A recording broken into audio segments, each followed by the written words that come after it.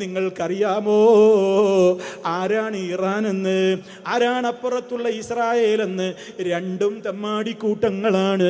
ഇസ്രായേലും കടുത്ത പാപികളാണ്, അവർ കടുത്ത ഭോഷന്മാരാണ്, അവർ കടുത്ത ആക്രമികളാണ്. ജൂത സയനിസം മുസ്തഫയോട് ഏത് കാലത്തും വിരോധം വെച്ചവരായിരുന്നു. അവര് റസൂലുള്ളാഹിനെ കൊല്ലാൻ വിചാരിച്ചവരാണ്.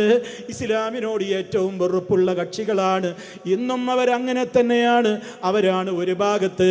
അവരെ സപ്പോർട്ട് ചെയ്യാൻ ഒരു വിശ്വാസിക്ക് കഴിയില്ലല്ലോ.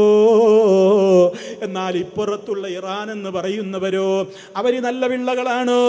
അവർക്ക് ഇസ്ലാം ശരിയാകണമെങ്കിൽ അബൂബക്കർ റളിയല്ലാഹു അൻഹുവിനെ ശപിക്കണം, ഉമർ റളിയല്ലാഹു അൻഹുവിനെ ചീത്ത പറയണം, നമ്മുടെ ഉമ്മ ആയിഷ റളിയല്ലാഹു അൻഹയെ തെറി വിളിക്കണം, വ്യഭിചാരിണിയാണെന്ന് പറയണം, നമ്മുടെ ഉമ്മ ഹഫ്സ ബീവിയെ മോശക്കാരിയായി പറയണം.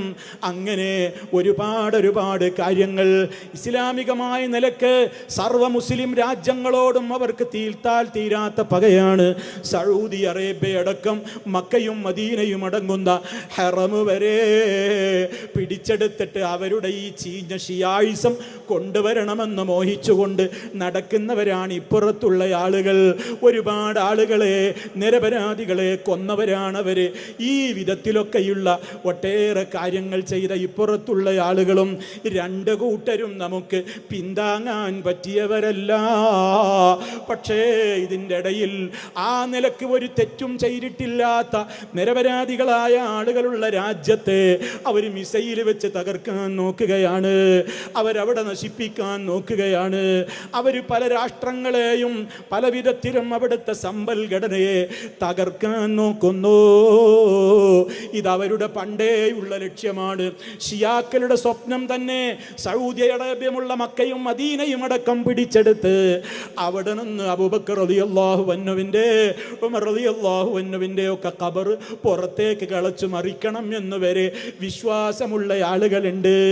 ദിക്റുകളിൽ മുഴുവനും അല്ലാഹുവേ അബൂബക്കറിനെ ശപിക്കണേ, ഉമറിനെ ശപിക്കണേ, ആയിഷാനെ ശപിക്കണേ, ഹഫ്സയെ ശപിക്കണേ എന്ന് പറയുന്ന ഇറാനിലെ ഷിയാക്കളുണ്ട്. അവരെ സപ്പോർട്ട് ചെയ്യാൻ, മുസ്ലിമേ ജൂത സയനിസത്തെ സപ്പോർട്ട് ചെയ്യാൻ നമുക്കൊരിക്കലും പറ്റാത്തതുപോലെ ഇവരെ സപ്പോർട്ട് ചെയ്യാനും നമുക്ക് പറ്റൂല. അതുകൊണ്ട് ഈ ഫിത്നയുടെ കാലഘട്ടത്തിൽ നമ്മൾ ചെയ്യേണ്ട കാര്യം എന്താണ്? അല്ലാഹുവേ ഇവിടെ ഒരു തെമ്മാടി മറ്റേ തെമ്മാടിയുമായി യുദ്ധം ചെയ്യുകയാണ്. അവർ പണ്ട് വലിയ സഖ്യകക്ഷികളാണ്, ഇപ്പം അവർ പരസ്പരം പോരടിക്കുകയാണ്.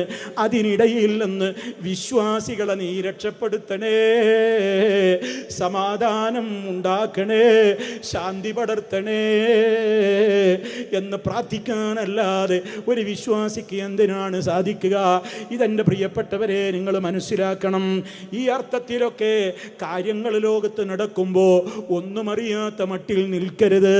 എന്നാലോ വികാര ജീവികൾ എന്തെങ്കിലും പറയുമ്പോഴേക്ക് അതിൻ്റെ പിന്നാലെ പോയിട്ട് അവരൊക്കെ ഷഹീദുകളാ, അവരെയൊക്കെ എതിർക്കുന്നവരൊക്കെ മുനാഫിക്കുകളാണ്, ജൂതൻ്റെ ഏജന്റുകളാണ് എന്നൊക്കെ ഇനി എന്നെക്കുറിച്ചും പറഞ്ഞേക്കും. പക്ഷേ ഇവിടെ രണ്ട് കൂട്ടരും അപ്പുറത്തും ഇപ്പുറത്തും ഉള്ളവരും ഞാൻ നേരത്തെ പറഞ്ഞതാണ് അവരുടെ അവസ്ഥ.